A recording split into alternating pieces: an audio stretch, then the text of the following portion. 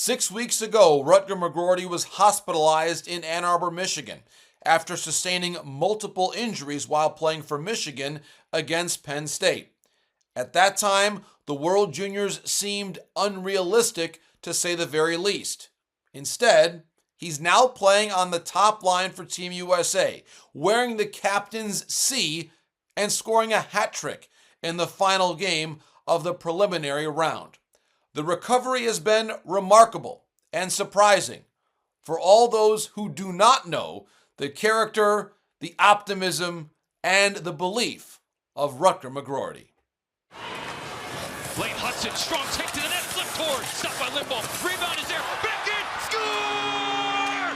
Chaz Lucius wins the bronze medal! When you think about last year, you had a great run, you get to the bronze medal game, win bronze, you won a silver at U18s. Is there a sense with this group that there's still some unfinished business left? Absolutely. I mean, I hate to get super serious about it, but like this is our last chance together. I mean, we've been together, we've had so many memories with each other, and even like the 05s, like I know they're just as hungry for it as us, and they won last year, but definitely for this 04 group, it's our very last time ever being on the same team. So yeah, I mean, it's definitely in our heads, and we know that we're going there to win gold, and anything else is unacceptable. So we're hungry for gold.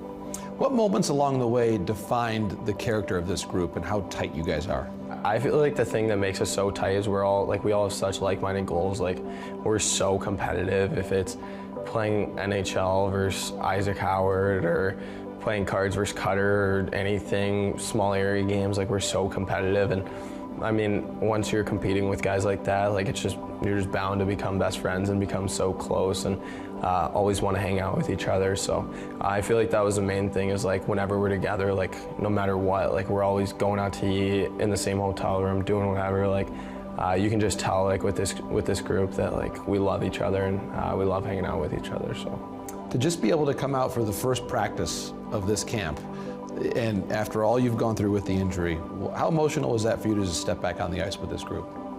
Yeah, I mean, I really have no words for it. I mean, I thought there was one time when doctors were saying no chance, and then they were saying, oh, there's a little chance, and then at some point they were saying, like, wow, like, you're recovering very fast. And so now, like, with how good I feel, I'm just so thankful and grateful for everybody that's helped me, the Michigan doctors, the Michigan staff, USA doctors, USA staff. I mean, everybody's been by my side, my family, my girlfriend, everybody's been right next to me, my friends.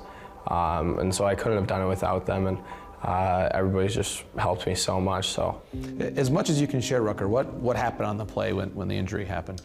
Yeah, so I kind of went in, took a shot, and I didn't see the guy, and this guy came in and hit me, and I went back, like my back into the wall, and I kind of just, I mean, my head was just like a little bit loopy, like just from like being in shock of like what happened.